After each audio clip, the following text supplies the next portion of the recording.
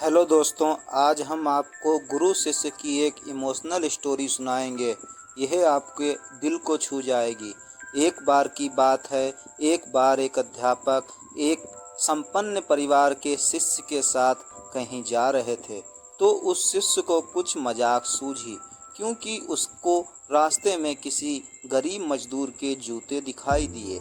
उसने अध्यापक से कहा, गुरुजी, अगर हम इन जूतों को पा दें तो कितना मजा आएगा।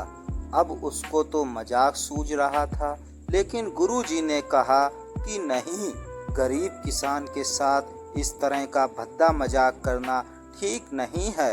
उसने कहा, क्यों ना हम इन जूतों में कुछ सिक्के डाल दें और देखें कि इसका क्या गरीब मजदूर पर प्रभाव पड़ता है। उन्होंने ऐसा ही किया।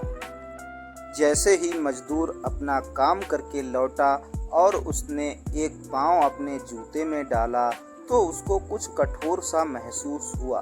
उसने अंदर हाथ डाला तो उसको कुछ सिक्के दिखाई दिए। वह थोड़ा आश्चर्य में पड़ गया। आसपास किसी को देखा तो कोई भी दिखाई नहीं दिया। उसने दूसरा पैर अपने जूते में डाला और वापस उसको उसमें कुछ सिक्के दिखाई दिए। अब दोनों जूतों के सिक्कों को उसने अपने हाथों में रखा और प्रभु की तरफ इशारा किया।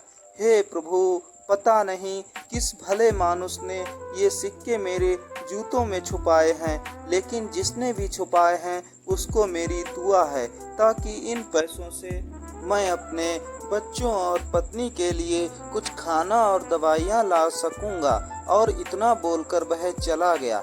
इस बात को शिष्य और अध्यापक दोनों सुन रहे थे। अब अध्यापक ने शिष्य से पूछा, अब तुम मुझे बताओ कि तुम्हें कैसा महसूस हुआ, तुम्हारी पहले वाली मजाक या मेरा ये तरीका। तो उसने कहा कि गुरुजी, मैं आपसे क्षमा चाहता हूँ। अब मुझे समझ आ गया है कि सच्ची खुशी किस चीज़ में है।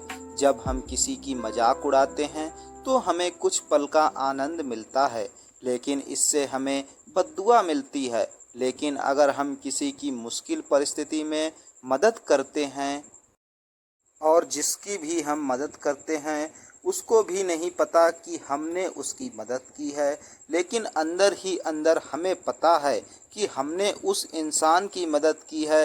यही सच्ची खुशी है। जब हम दूसरों को खुशी देते हैं तो हमें सच्ची खुशी मिलती है। इसी तरह खुशियाँ बांटते रहिए, लोगों की मदद करते रहिए और दान करते रहिए, जिसके भी आप काबिल हों। जितना भी आपसे बन सके दान करें, लेकिन करें ज़रूर। अगर आपको हमारी कहानी पसंद आती है तो चैनल को सब्सक्राइब कर सकते हैं। और अब मुलाकात होगी एक नई कहानी में।